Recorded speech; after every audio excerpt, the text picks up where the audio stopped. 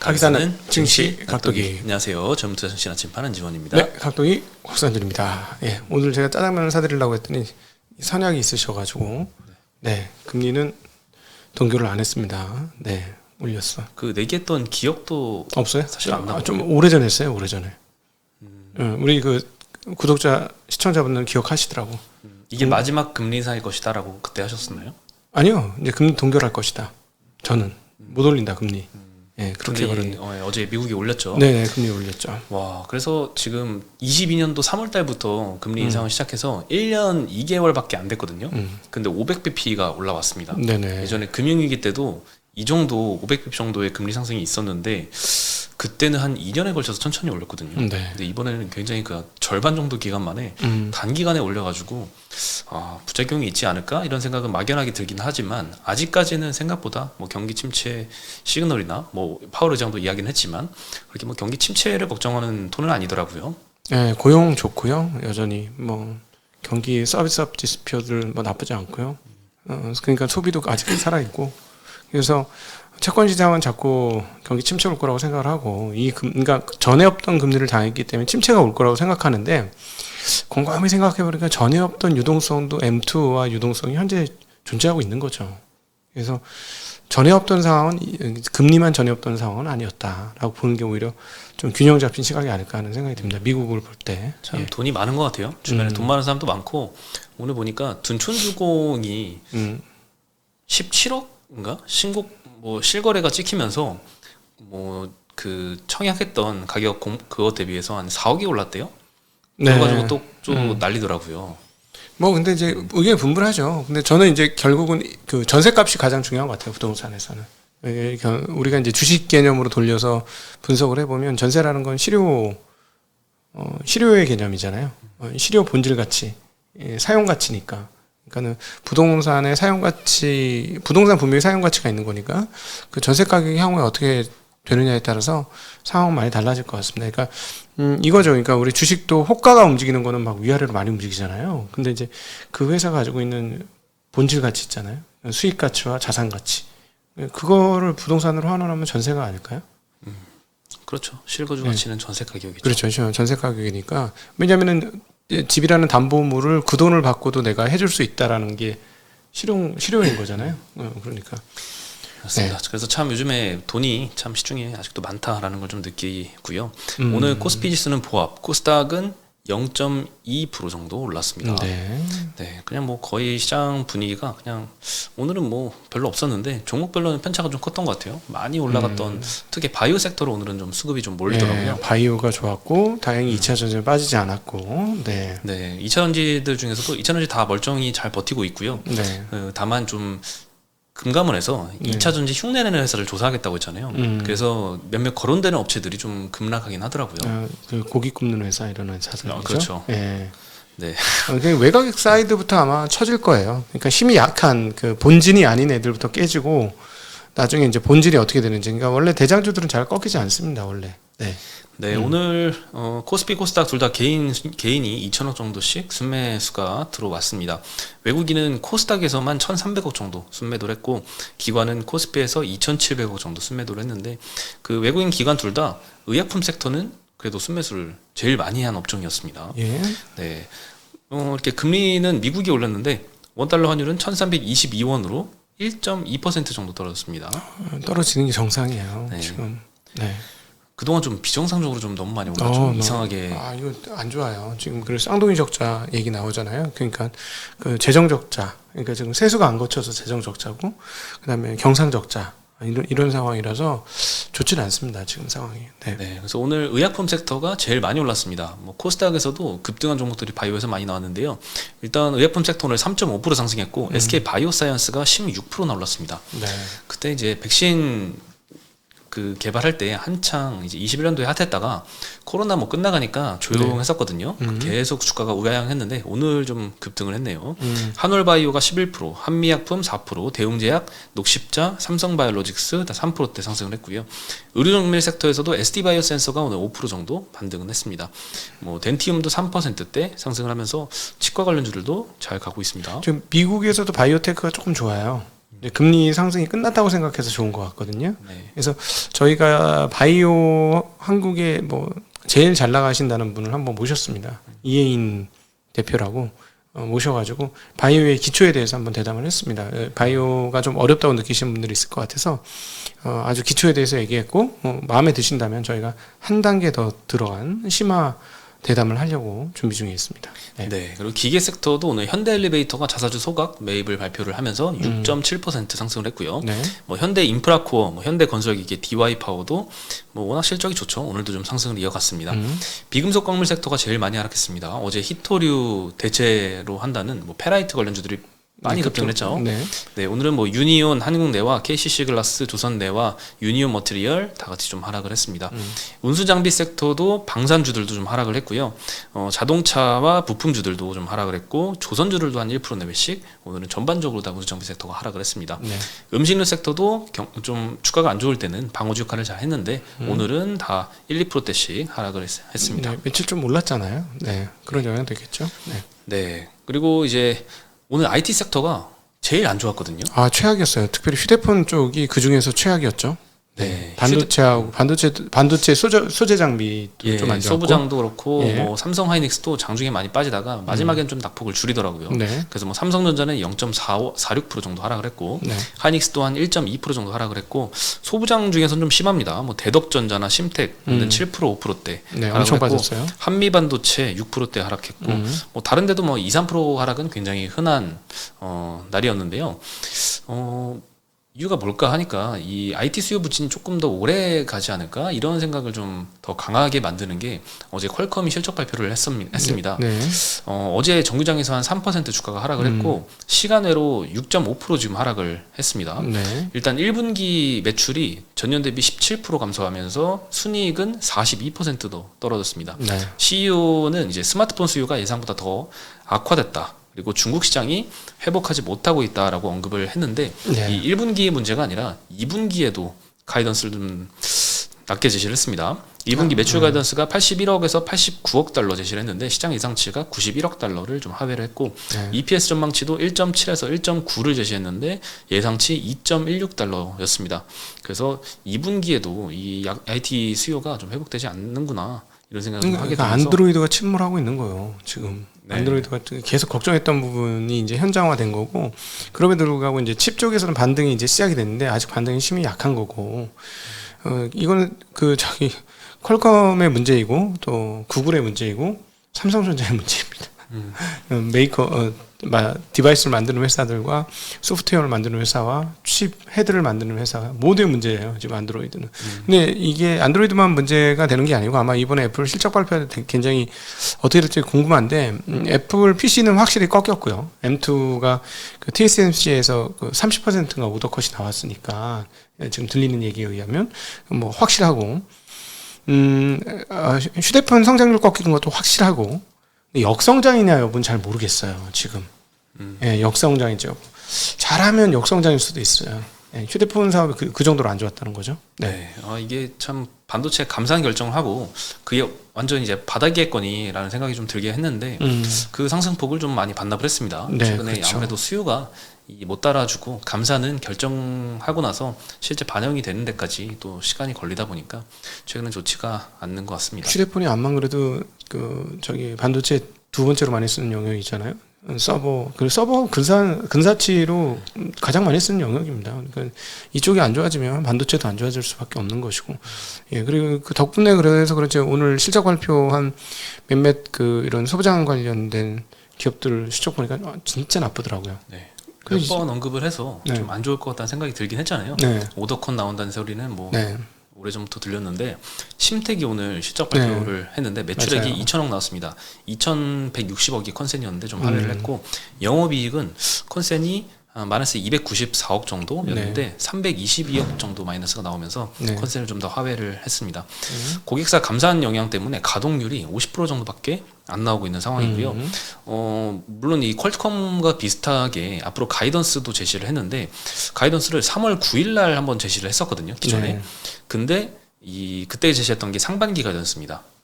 1분기, 2분기. 네. 근데 그때 오늘 이제 새로운 가이던스를 제시를 했는데 그때보다 좀 많이 하향을 했습니다. 많이 하향했죠. 네, 매출을 14% 정도 하향을 했고요. 영업이익은 그래도 상반기 통틀어서는 52억 정도 흑자를 낼 것이다라고 지난 3월에는 전망을 했는데 네.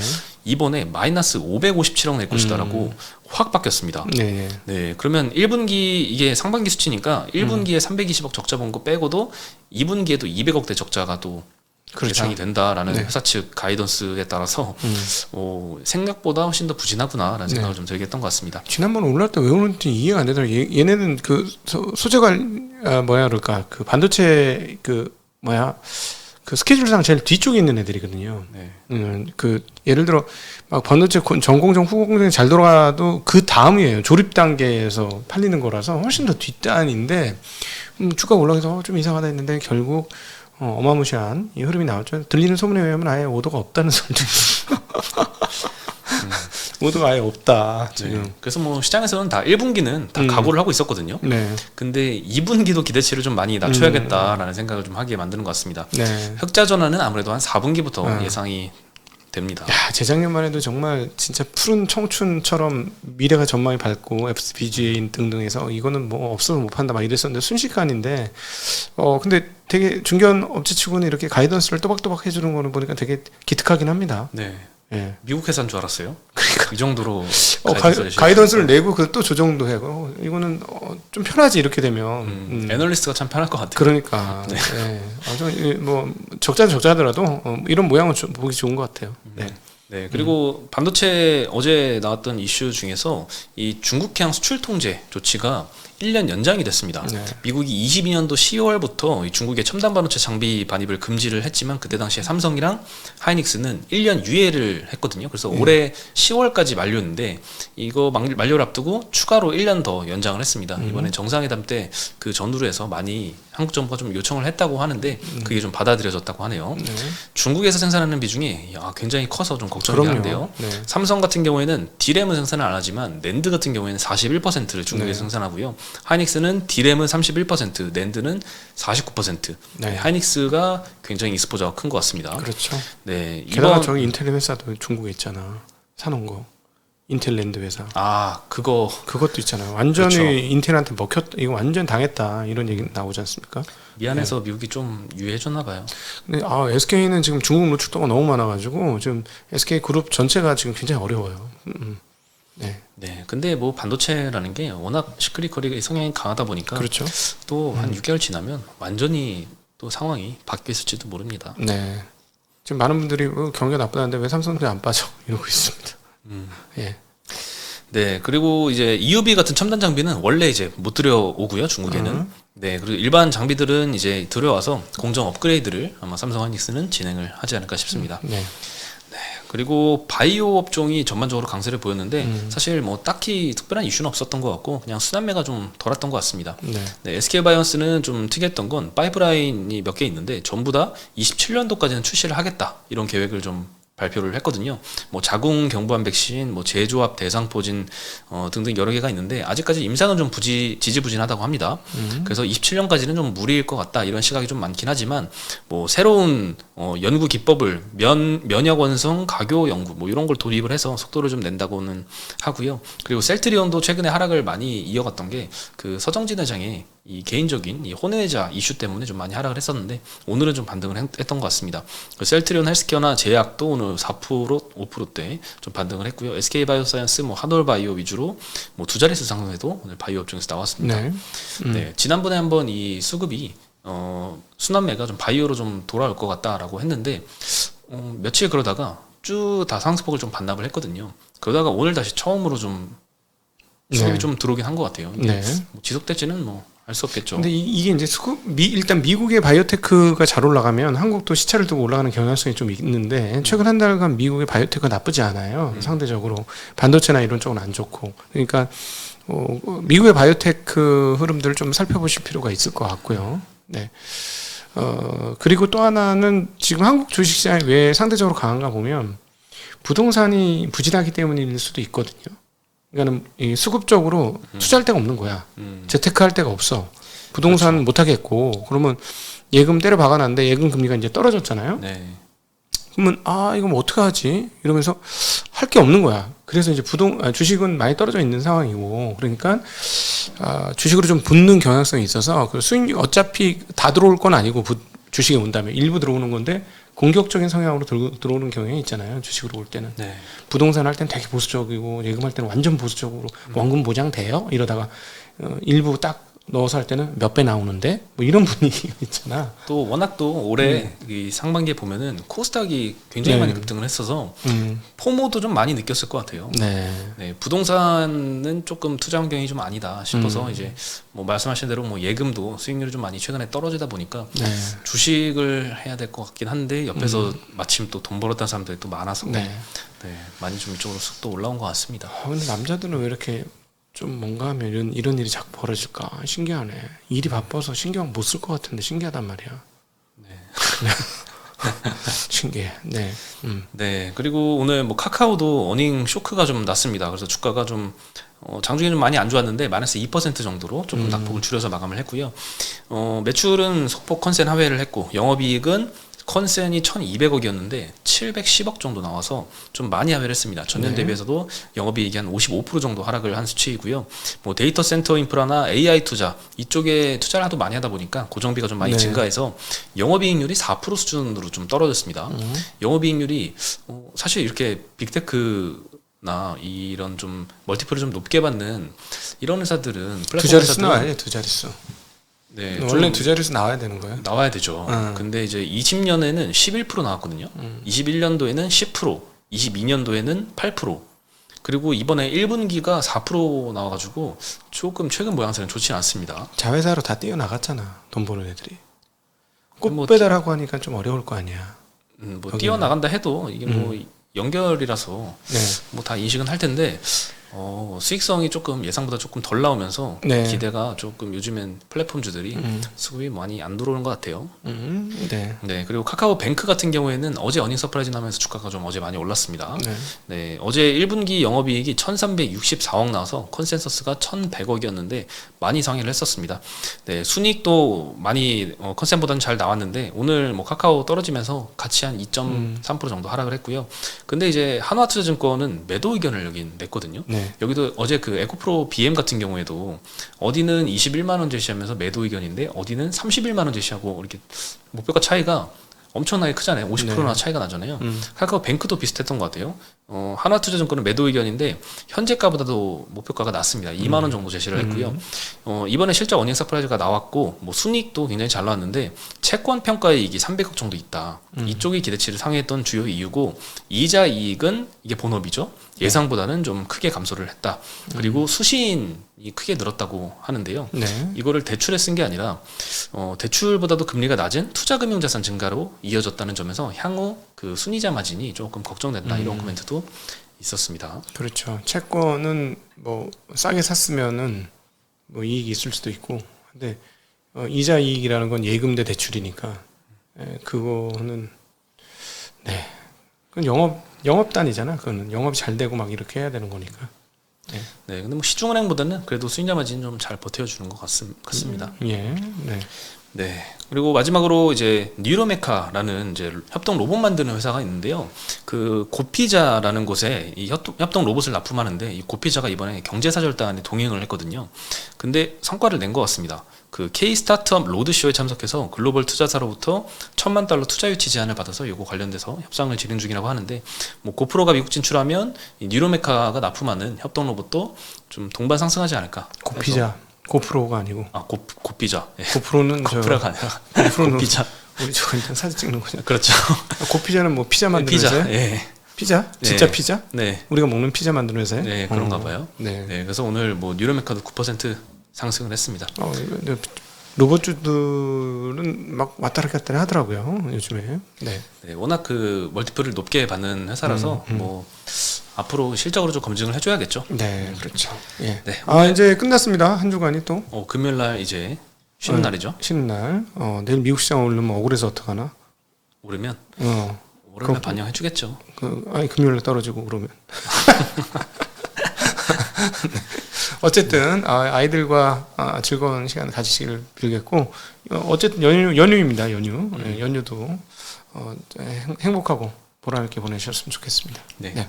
참고로 월요일은 또 어버이날이라서 주말에 또 부모님들이랑 또 같이 시간도 보내면 좋을 것 같습니다. 네, 공포의 5월일 수도 있어요. 어떤 분들한테는. 네. 하여튼 쓸 돈은 없는데 나갈 번 돈은 돈은 나갈 돈은 많은. 요즘 또 애기들한테 막 비싼 거 사줘야 된다고 하더라고요. 아 그래요? 예. 같이 놀아주면 안 돼? 뭐 이렇게 그런 거 가지고는 같이 애들이 만족을 못 하고. 막 뛰어 놀고 뭐 이런 네, 거. 뭐 핸드폰을 사줘도 아이폰을 원한다고 하던데요. 요즘 애기들은. 애기들이 글자도 못 읽는 애들이. 네, 초등학생 아직 들어가지도 않았는데도 핸드폰 사주고 아직 이런 사례가 많다고 하네요. 참. 네. 힘드네. 알겠습니다. 네. 그러면 연휴 행복하게 잘 보내시고요. 저희는 여기서 인사드리겠습니다. 네. 안녕. 안녕.